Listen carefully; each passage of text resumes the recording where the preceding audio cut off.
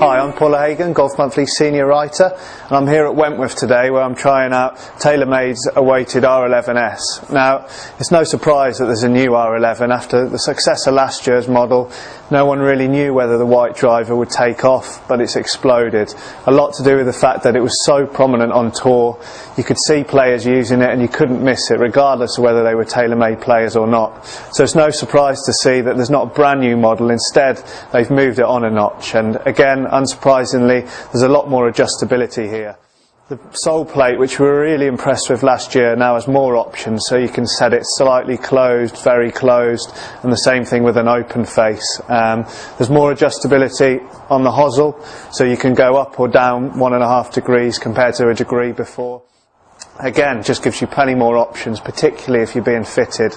No one's really saying you're going to mess about with this too much once you've bought the driver, but when the fitters are going through the whole process, it's pretty impressive what they can do to find you extra yards.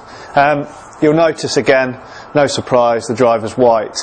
This worked really well combined with a black face, and it's the same thing here. What has changed slightly is they've gone to a 460cc head, so it's slightly larger than the previous model.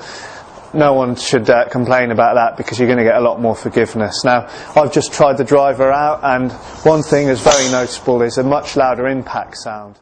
It sounds very powerful. This might be to do with the larger head, but again, very impressive performance.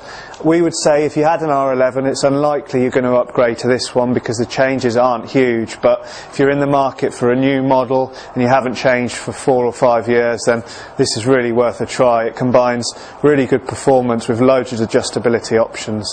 You can find out more about it on the Golf Monthly website, but for now, from Wentworth, it's goodbye.